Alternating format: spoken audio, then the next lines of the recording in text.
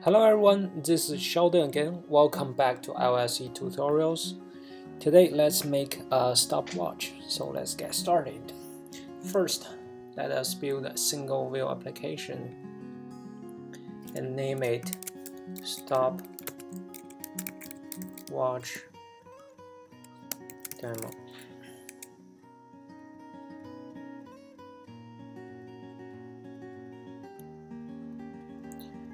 If you choose a storyboard file, then we only need 3 buttons, so let's search button. One will be this. So one will be start, second will be stop, third will be lab. And we also will need a label to show the current running time.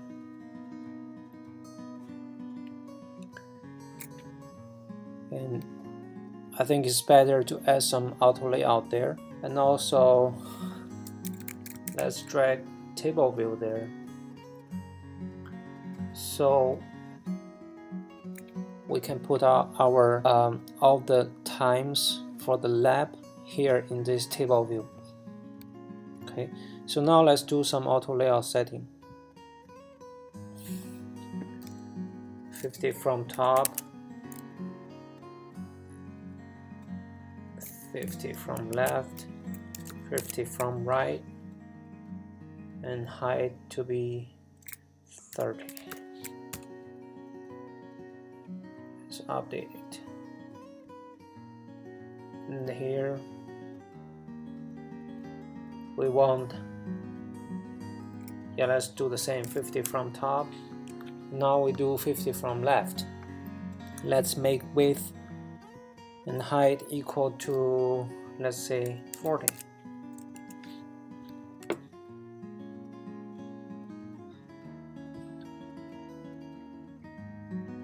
For the stop button, we will make 50 from top, height and width 50 as well, and we also will define it to be center in the horizontal direction of the wheel controller.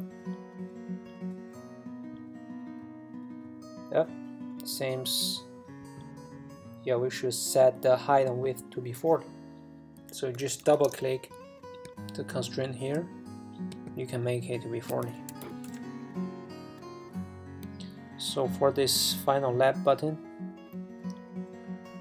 we use 50 from top,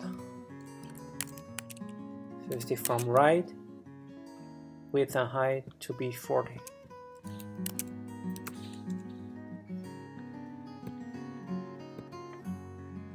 So the way I define the 3 buttons here is I set this distance and this distance, and also the width and height. For the stop button, we set this distance, we set width and height, but we make sure it's in the middle of the screen, means it's in the center in the horizontal direction. For the left button, we set the top space and the right space, and also we set the width and height. Now we only need to define the auto layout for this table view as 50 from top, 0, 0, 0. Okay, let's update frames. Now, as you can see, we have set it up all this auto layout thing. Let's also give some color to it, since we can usually for the start button we make it green. And let's make the text color to be white. For the stop button, usually we have red, and we'll make the text color to be white. For the left button, let's give it some lighter color, like yep, this should be good, like some gray, kind of gray, and we make the text of the button to be white as well. So we will need to drag all these IBLs to our view controller. Let's see, first we will drag the actions here. Start button tab. Make it an action. Same for the stop button.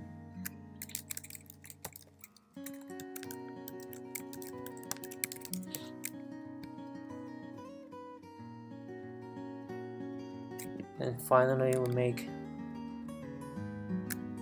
left button tab. Don't forget to set this to be action. Okay, and we will need set this IV outlet for this time label, timer label, let's call it, as IV outlet, which is the default connection type. Okay, so also we will need to drag this table view here as an IV outlet. We just call it table view. Because we will use table view, so we need to adopt UI table view delegate UI table view data source.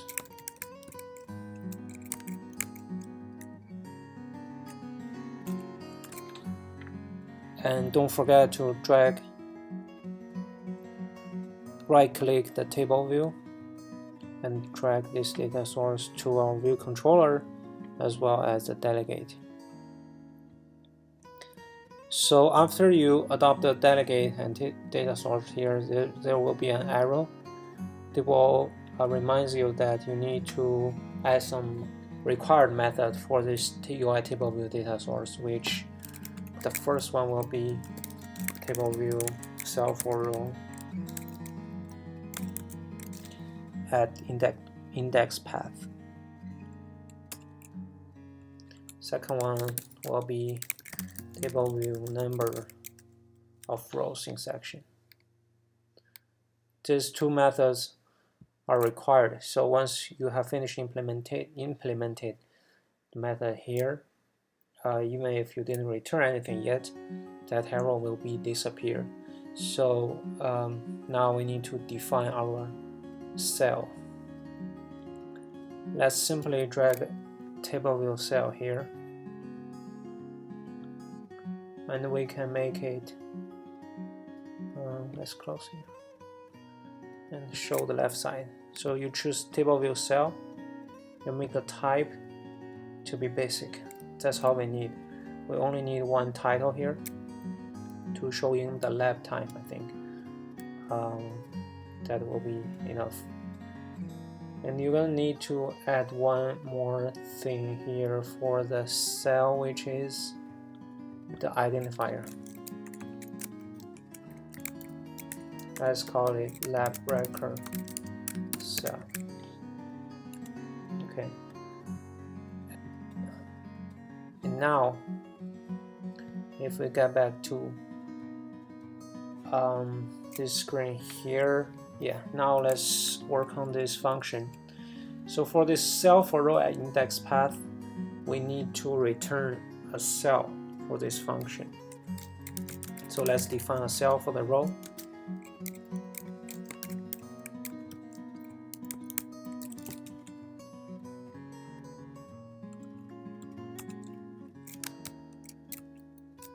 As you may remember, we make it lab record cell.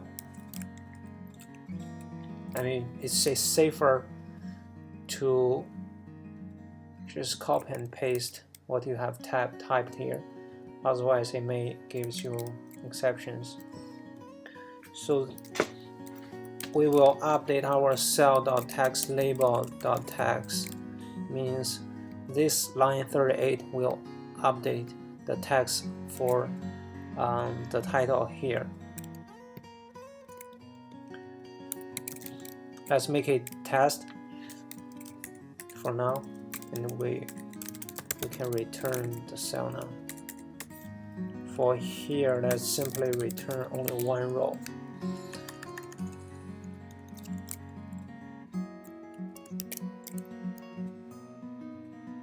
Let's put some log. So print start tab.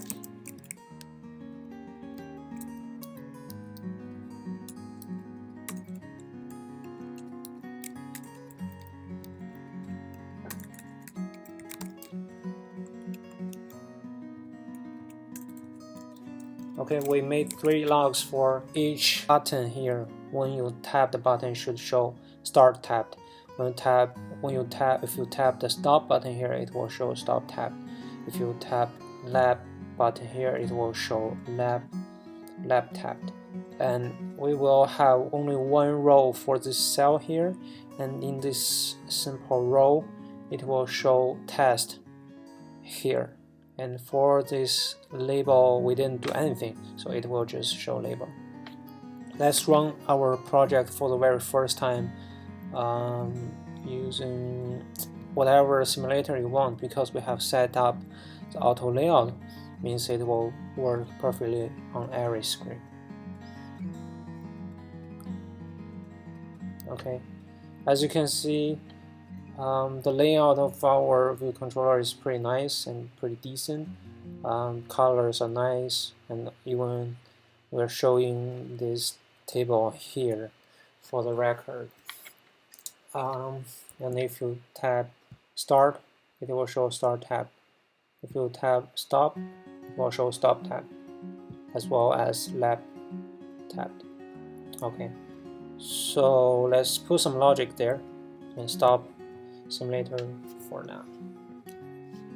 So the keyword we're going to use is NS timer in our system. So in the start button means where we're going to start our timer. We can define let or timer is equal to NS timer, or simply timer.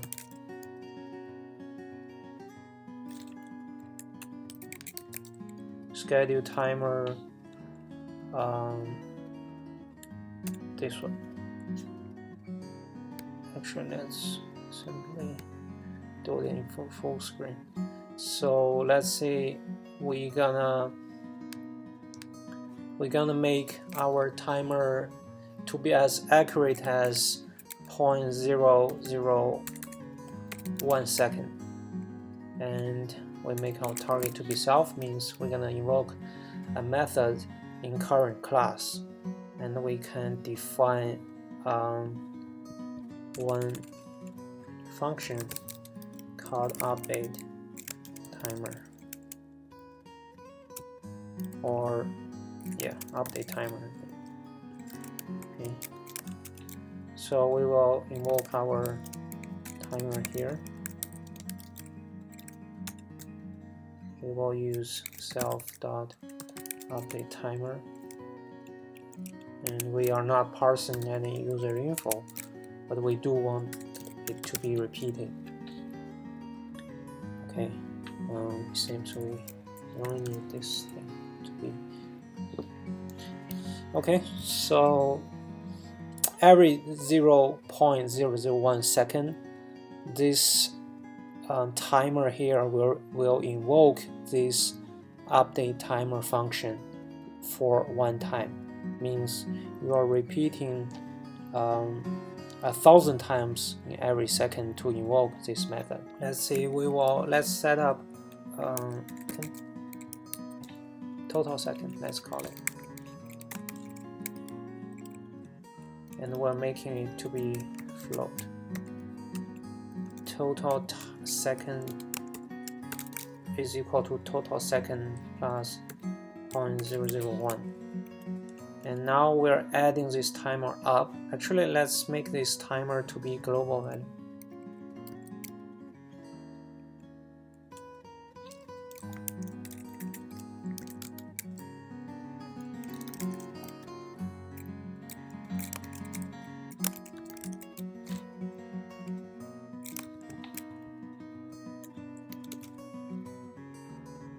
And now, yes, so we're making a global value timer here as a instance of this timer class, and here we are scheduling our timer to be to trigger this self-update timer function in every 0.001 second. Also, we need to update our label to show the user. So timer label.text will be this string total second, just for now. So so initially, let's show the timer label dot text equals to tab start. Yeah, and when we tap stop button, we will make our timer simply invalidate.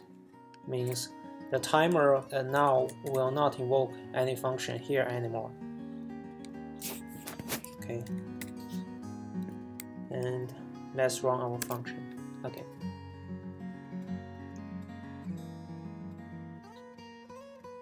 Okay, now this label is showing tab start. We can tap, and you can see the time is adding up there.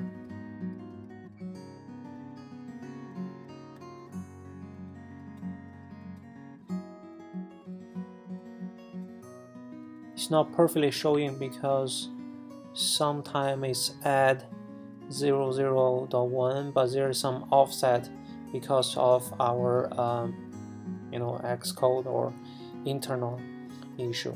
But if you type stop, definitely will stop there.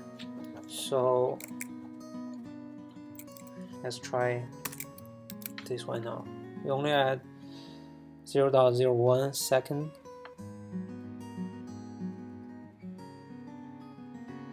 Still, sometimes it's showing offset due to the system reason. You see here, 0 something, very smaller offset. So we will try to eliminate that later. But now, as of now, we realize a start and stop button, and let's do something on the lab. So yeah, by the way, I really want to every programmer here to be using this mark.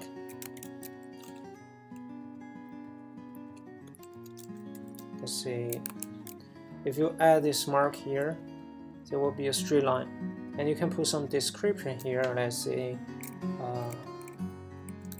buttons tab.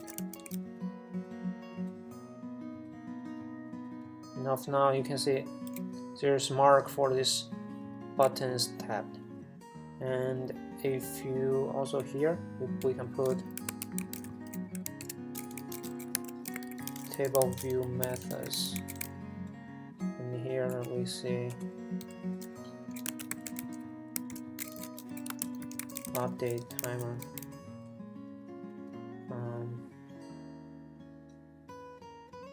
So once you've done that, you will see there will be a little title under this straight line, horizontal line.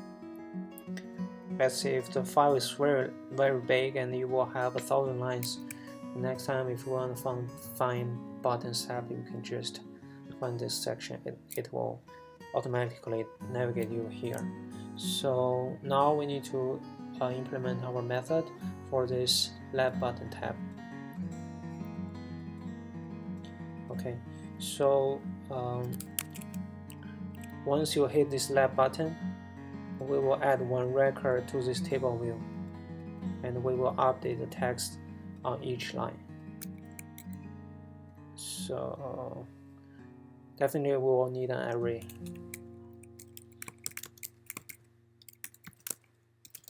So we will create an array called lab time array, which is an array of string. So we will show the lab time array dot count as the number of rows here for this table. So initially it's 0, it won't show any rows here. Second one here, so we won't show test here. We will show lab time array index path.row. Means we will show the elements of this array matching this index from 0 and 1, 2, and so on. So every time we hit the tab, we hit the lab button, we need to add some value to the array. So lab time array append timer, or we can simply use this total second.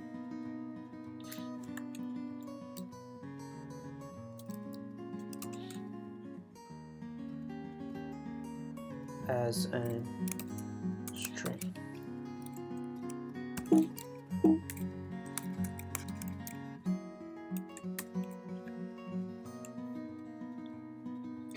And also every time you tap it, the timer is added into that array. But we need to update this table view to show the users, so we need to reload our table view. Means table view dot reload data. So now the tab button, the lab button should work.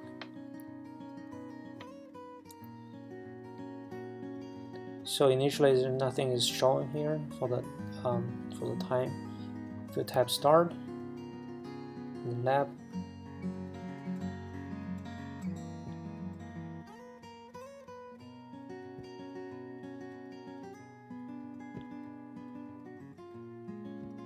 and stop.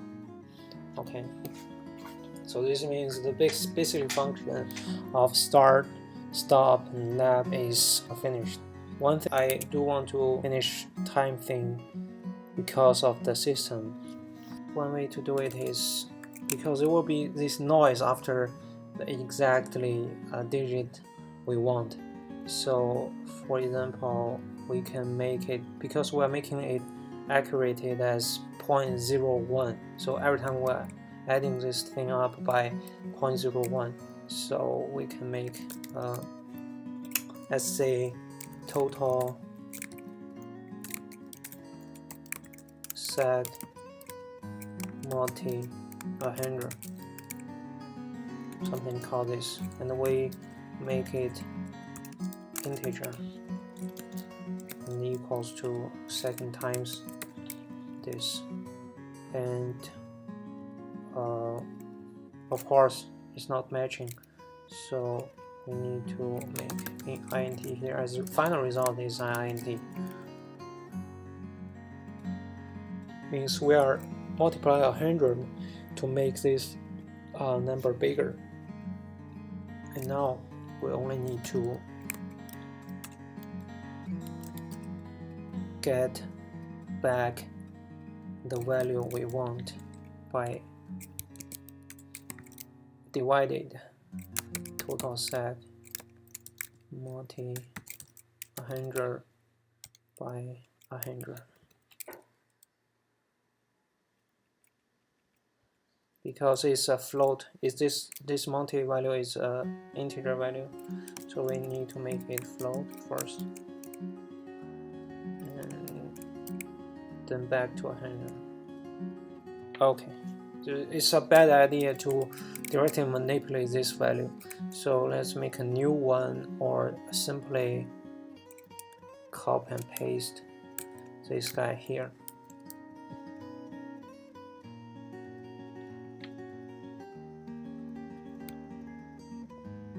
Yes, exactly.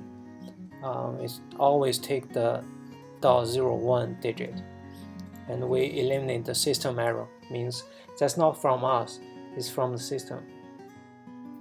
Okay, so if you tap lab, here is still, as you can see, this value is not updated. Okay, so we need to do that as well. Okay, so where is lab? Okay, let's copy or simply use here.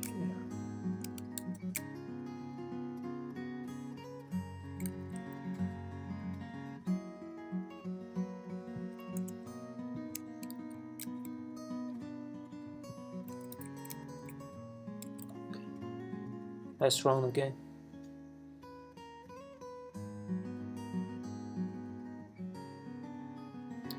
Start, lab, lab, lab, lab, stop.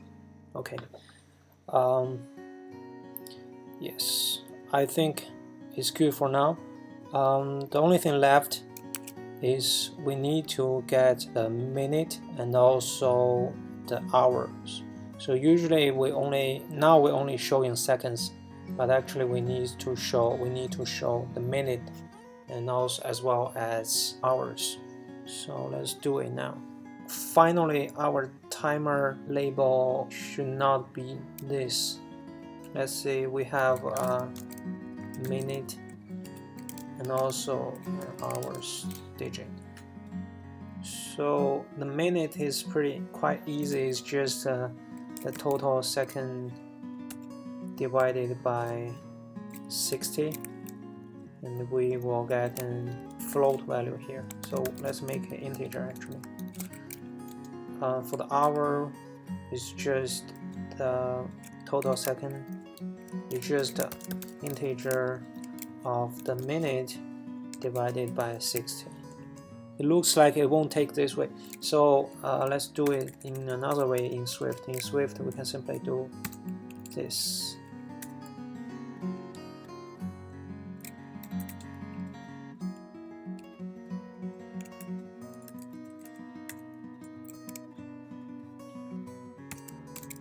You use a backslash and you put the thing you want to put just in parentheses.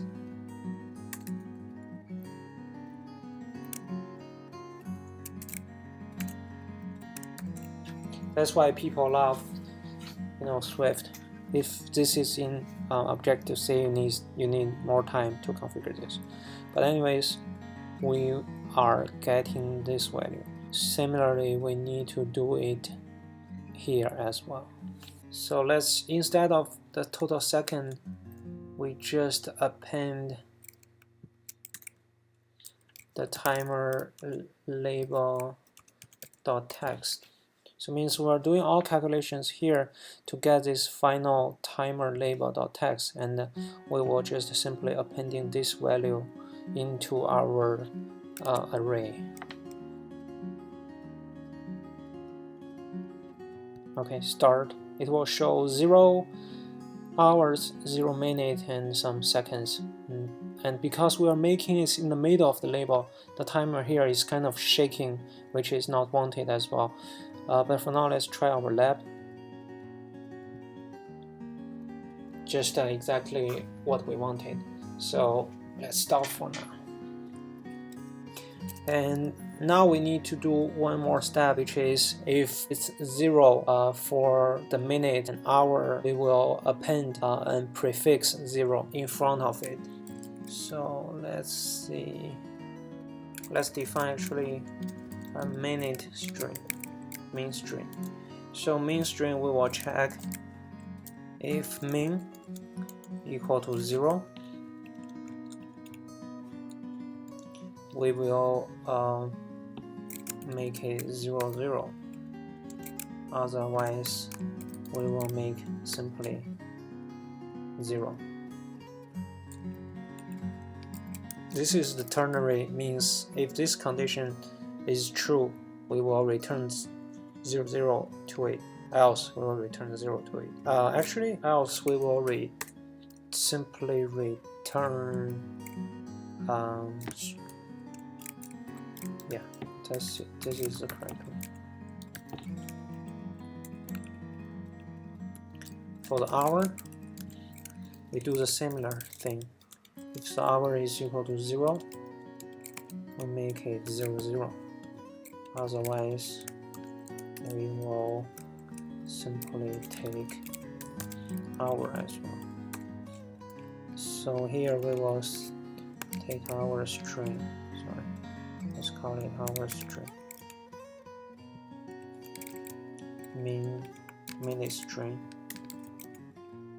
And this, and finally there's we need to do for our total sec as well. So let total sec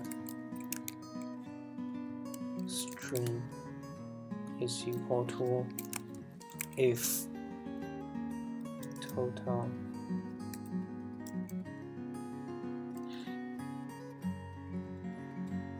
sec smaller or less than 9,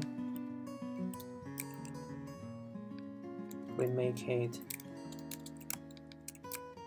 0 as well as this way.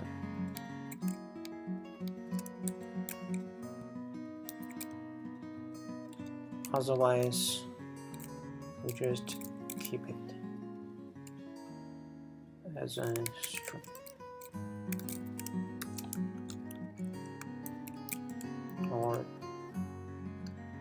Or let's following the same pattern.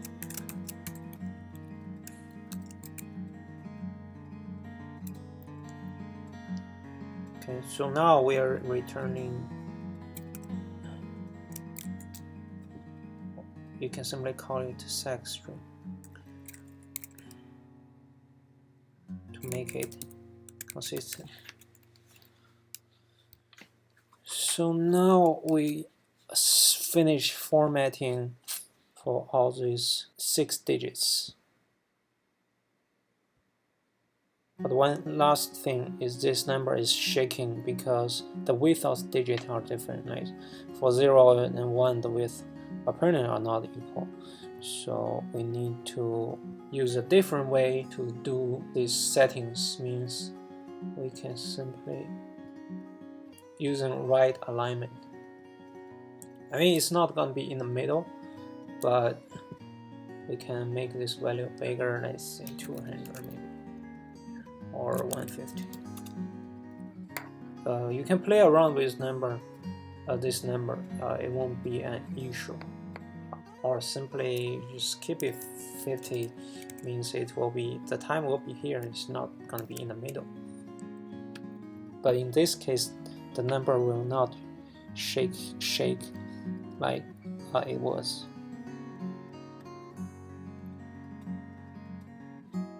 It's still shaking because we're matching the last digit. So this is the bad way. We need to make a left line maybe.